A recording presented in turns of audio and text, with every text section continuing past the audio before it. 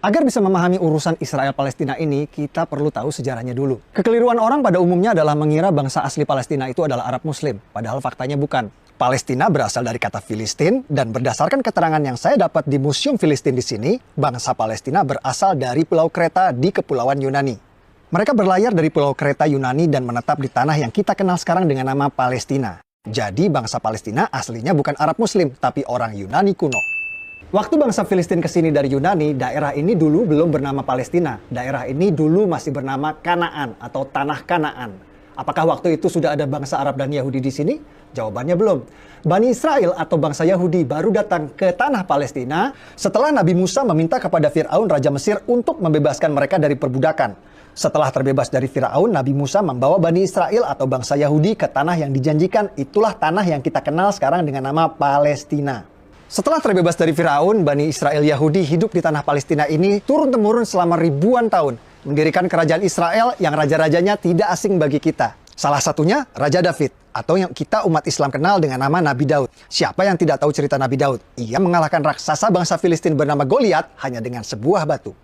Lalu ada Raja Solomon, anak kandung dari Nabi Daud, atau yang kita umat Islam kenal dengan nama Nabi Sulaiman. Nabi Sulaiman adalah Raja Yahudi yang membangun kuil suci untuk tempat ibadah agama Yahudi yang dikenal dengan nama Kuil Solomon. Yang di belakang saya itu adalah tembok ratapan, tempat paling suci bagi agama Yahudi seperti Ka'bah buat umat Islam.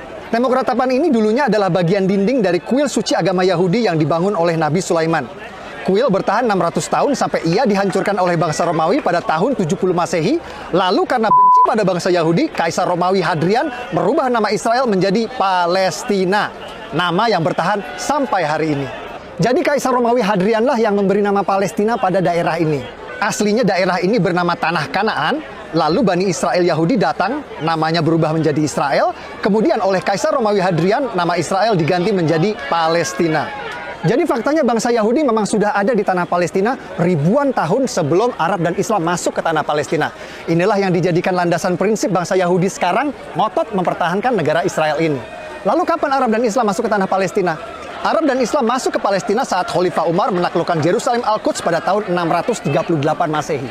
Tempat ini bernama Umar bin Khattab Square atau alun-alun Umar bin Khattab.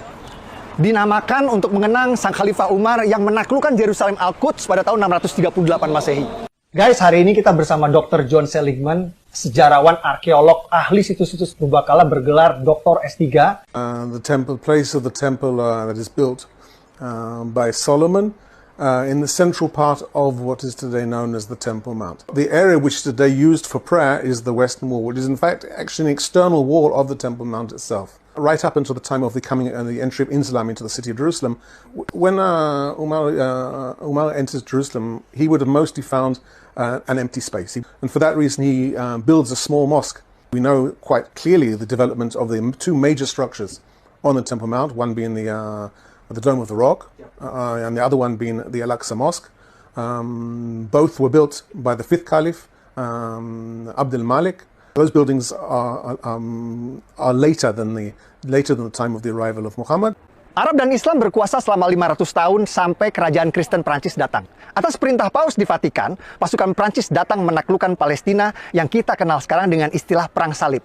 Raja Kristen Prancis mendirikan kerajaan Yerusalem dan berkuasa di Palestina selama 100 tahun sampai akhirnya dikalahkan. Setelah 100 tahun, akhirnya Prancis menyerah pada pasukan Raja Salahuddin Ayyubi yang berhasil merebut Palestina kembali ke tangan Islam. Ottoman Turki kalah di Perang Dunia I dan dipaksa menyerahkan sebagian besar wilayahnya kepada negeri pemenang Inggris dan Prancis. Provinsi Suriah dan Libanon menjadi milik Prancis, provinsi Palestina dan Jordan jadi milik Inggris. Inggris mengganti nama Palestina menjadi British Mandate Palestine. Lalu Perdana Menteri Inggris langsung mengambil inisiatif mendukung pendirian negara Israel di Palestina lewat deklarasi Balfour yang berbunyi, "Pemerintahan Yang Mulia Ratu Inggris mendukung pendirian rumah nasional untuk bangsa Yahudi." Pada tahun 1947, Perserikatan Bangsa-Bangsa PBB menerbitkan resolusi pendirian dua negara di Palestina, negara Yahudi dan negara Arab. Warga Yahudi langsung menerima tawaran ini dan mendirikan negara Republik Israel. Tapi negara-negara Arab tetangga menolak pendirian dua negara ini dan langsung memerangi Israel. Hasilnya, tepi barat dikuasai oleh Yordania dan Gaza dikuasai oleh Mesir. Jadi yang menggagalkan berdirinya negara Palestina itu bukan Israel, tapi Yordania yang menjajah tepi barat dan Mesir yang menjajah Gaza. Bahkan selama bertahun-tahun, Yordania dan Mesir menolak mengakui kedaulatan Palestina di tepi barat dan Gaza dan menganggap dua daerah tersebut menjadi bagian dari negara mereka. Ini fakta. Negara-negara Arab terus menolak pendirian negara Palestina inisiatif dari PBB. Dan pada tahun 1967 kembali menyerang Israel di Perang 6 Hari yang dimenangkan oleh Israel. Kekalahan ini malah membuat tepi barat dan Gaza kini dikuasai penuh oleh Israel.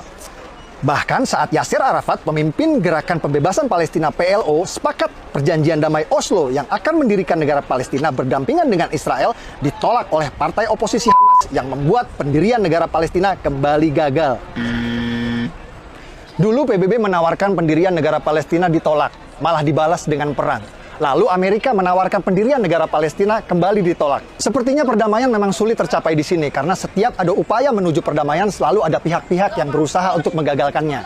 Tahun 2007 saat Presiden Palestina Mahmud Abbas sepakat dengan solusi dua negara, oposisi Hamas malah sengaja menembakkan roket-roket ke Israel sebagai tanda mereka menolak solusi damai tersebut.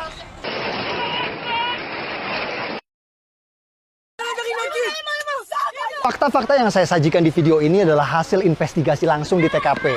Banyak narasumber yang tidak mau tampil dalam video karena alasan keamanan. Saya berharap video ini bisa memberikan penjelasan, membantu menjelaskan bahwa apa yang terjadi di sini bukan seperti yang kita dengar selama ini. Peduli Palestina adalah masalah kemanusiaan. Betul, saya setuju. Tapi jika Anda peduli tanpa tahu fakta, hanya akan membuat Anda mudah dibodohi oleh penipu maling donasi seperti ACT yang sering memutarbalikkan fakta agar uang keluar dari dompet Anda. Kalau menurut Anda video ini bermanfaat, share link video ini di grup WhatsApp Anda. Dengan saya Permadi, dari kota Purbakala, Yerusalem, Al-Quds. Assalamualaikum warahmatullahi wabarakatuh.